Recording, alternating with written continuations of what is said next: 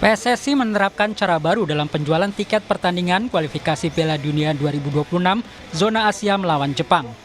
Pendukung timnas harus terdaftar sebagai anggota Garuda ID jika ingin menonton langsung pertandingan timnas Indonesia. Namun, proses pendaftaran online kerap terkendala masalah teknis. Kondisi ini membuat PSSI akhirnya membuka gerai Garuda ID guna melayani pendaftaran offline di berbagai tempat. Ada 6 lokasi di sekitaran GBK yang bisa didatangi. Calon penonton cukup membawa identitas KTP, paspor, atau SIM untuk mendaftar. Online sendiri di rumah sih susah gitu. Makanya larinya nunggu ke booth gini kan mungkin bisa dibantu gitu kan. Akhirnya sih tadi baru bisa sih. Buat masukannya agak lebih dibanyakin aja personilnya, takutnya banyak yang datang nanti kan untuk ngantrinya itu aja sih. Tak hanya pendukung skuad Garuda, ada juga supporter timnas Jepang yang minta dibantu mendaftar menjadi anggota Garuda ID untuk bisa membeli tiket pertandingan. Prosesnya sudah selesai seminggu lalu, tapi nggak bisa masuk. Prosesnya sepertinya tidak gagal, tapi hasilnya tidak bisa akses, tidak bisa masuk. Kesulitan Iya. ya? Setelah berhasil mendaftar Garuda ID, masyarakat bisa membeli tiket yang akan mulai dijual secara daring mulai hari ini. Nantinya setiap penonton akan masuk ke stadion dengan deteksi wajah. Tim Liputan Kompas TV. Penggemar timnas Indonesia yang ingin menyaksikan pertandingan babak ketiga grup C kualifikasi Piala Dunia 2026 zona Asia melawan timnas Jepang dan timnas Arab Saudi harus mengikuti sistem baru. PSSI menerapkan pendaftaran terlebih dahulu melalui laman Garuda ID sebelum pendukung timnas membeli tiket pertandingan. Apa tujuan dari penerapan cara baru ini? Kami akan bahas bersama anggota Exco PSSI Arya Sinulinga. Pak Arya, selamat petang, apa kabar? Selamat petang, apa kabar Mbak Sin? Baik, alhamdulillah. Pak Arya, masih ada pendukung timnas yang kesulitan mendaftar Garuda ID secara online, masih beradaptasi. Ditambah kalau kita bayangkan banyaknya pendaftar atau supporter yang mau beli tiket di suatu situs bisa menyebabkan itu error. Apa solusi yang ditawarkan oleh PSSI untuk menjawab kesulitan ini? Ini biar tahu dulu kita ya. Yang pertama latar belakangnya dulu deh, biar kita paham dulu. Kita ini kalau mau masuk ke sepak bola modern itu memang sudah terdata itu yang namanya orang punya identitas. Dulu itu ketika Piala Dunia di Rusia, itu Anda kalau beli tiket Anda harus punya ID untuk Olimpiade Piala Dunia itu. Kalau nggak punya itu nggak bisa. Itu jadi udah diterapkan di Piala Dunia. Dan hampir beberapa negara yang maju juga sudah seperti itu. Kenapa? Karena kita mau membuat keamanan lebih nyaman buat supporter. Waktu kita kemarin lawan Australia, itu kami lihat ada hampir 10.000 orang lebih yang masuk tanpa tiket. Jadi perlu betul kita ubah semua gitu ya. Karena kita serem juga ya. Kita itu banyak sekali penonton yang tidak bisa duduk malah. Bahkan ada penonton yang tiketnya udah dipakai katanya. Nah ini kan kita harus ubah sistemnya. Memang merepotkan, tapi ini demi kebaikan. Awalnya repot, tapi ke depan nggak akan repot lagi. Jadi memang ini semua kita perlu pembelajaran. Karena nggak ada ceritanya kita mau mengubah sistem sepak bola kita, tidak hanya timnasnya yang harus benar. Infrastruktur juga jadi hitungan yang benar. Soal keamanan jadi utama apalagi bagi bangsa kita ya. Karena kan tahu bahwa kita dapat sorotan keras dulu itu ketika kita punya kejadian-kejadian yang membuat ada banyak nyawa melayang gitu dari sepak bola gitu, dan kita nggak mau lagi yang seperti itu. Jadi prinsip utama adalah keamanan bagi supporter, itu yang pertama. Jadi memang merepotkan tapi kita usaha terus. Nah biar teman-teman tahu sampai hari ini itu yang mendaftar udah hampir 200.000 orang loh yang mendaftar. Yang sudah berhasil itu sudah 150.000 orang udah punya Garuda ID.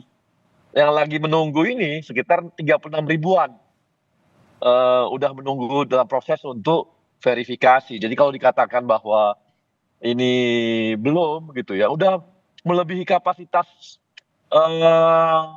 yang mau kita jual. Kapasitas yang mau kita jual tuh hanya 60.000 tiket. Yang sudah punya Garuda ID itu sudah mencapai 150.000. Kan udah hampir 2,5 kali lipat loh. Hampir 2,5 kali lipat loh daripada Oke. kapasitas stadion kita. Jadi kalau dibilang memang betul ini antusiasme banyak sekali. Tapi kita usaha terus untuk mereka supaya bisa mendaftar. Nah, Oke, Pak Arya, kalau tapi ditanya berbicara berapa, soal antusiasme tadi, apabila ada yang masih ya, belum daftar di Garuda ID, ada opsi lainkah yang disiapkan atau yang mereka nggak tidak ada, bisa? tidak ada. Tidak ada. Ya, kalau kita mau mengubah sistem kita nggak boleh tanggung-tanggung. Pak Erick itu udah bilang kita nggak boleh tanggung. Sama anggota PSSI sekalipun, ekskop PSSI sekalipun, pengurus PSSI sekalipun itu harus punya Garuda ID. Dia nggak bisa. Misalnya dia bawa keluarga pun, anaknya pun harus punya Garuda ID. Jadi Oke, nah satu betul-betul sistem akun ini Garuda tanpa ada ID ini. bisa beli berapa tiket, Pak Arya? Hanya beli satu. Oh, satu akun per satu tiket ya? Iya, tapi dia bisa beli untuk 4 tiket. Tapi semua harus punya Garuda ID yang 4 tiket itu. Oke. Paham nggak? Oke, nah ini kan berapa ya? Tinggal 2 minggu lagi ya. Timnas akan melawan Jepang, kemudian juga ada Arab Saudi. Coach Sinteyong sudah memanggil 27 pemain untuk berlaga. Kapan mereka seluruhnya akan tiba di Indonesia untuk yang lagi berlaga di luar negeri? H-5 udah sampai ya Indonesia. H-5. H-5, dan itu waktu yang cukup untuk Iya. latihan, menjaga chemistry lagi, membangun itu semua? Ya pemain profesional ya begitu di semua negara. Emang harus begitu, konsekuensinya begitu. Di hampir semua negara juga begitu. Jadi nggak ada yang, kalau yang jauh-jauh TC-nya ya itu pasti mengganggu liganya kan, nggak mungkin. Sekarang kita aja nggak mengganggu liga kita. LIB aja liganya nggak terganggu loh dengan ini. Dulu kan terganggu, sekarang nggak terganggu. Jadi H-5 memang udah disesuaikan semua jadwalnya. Dan klub-klub di dunia pun melakukan hal yang sama. Dia nggak akan pernah ngasih pemainnya di luar dari itu. Karena dia belum libur. Dia bisa libur ya pada hari itu. Oke. Kalau mau bikin TC panjang-panjang udah nggak lagi. Udah nggak gitu lagi zamannya sekarang, nggak ada seperti itu lagi. Oke, Gitu, Pak Arya. Mbak. Tapi juga yang dipertanyakan, Asnawi kan tidak termasuk dipanggil. Memang karena cedera atau ada faktor lain sebenarnya? Itu kan coach Shin yang tahu ya, pelatih yang tahu. Semua pemilihan pemain itu pelatih yang tahu apakah dia fit atau sakit atau apa. Semuanya adalah pelatih yang menentukan. Kita hanya menyediakan pemain, siapkan pemain, federasi kasih pemain kepada pelatih, pelatih yang milih mana yang dia mau, gitu. Oke. Untuk para penonton yang tidak sabar nanti menonton di GBK, pembelian tiket akan ditutup kapan, Pak Arya? Saya lupa ini, tapi yang pasti sekarang udah mencapai 24.000 loh yang beli. Hari pertama loh ini baru. Oke, Berarti sisanya tinggal 36.000 loh. itu Baru hari untuk pertama ini. untuk yang Jepang, untuk Arab Saudi atau dua-duanya? Jepang.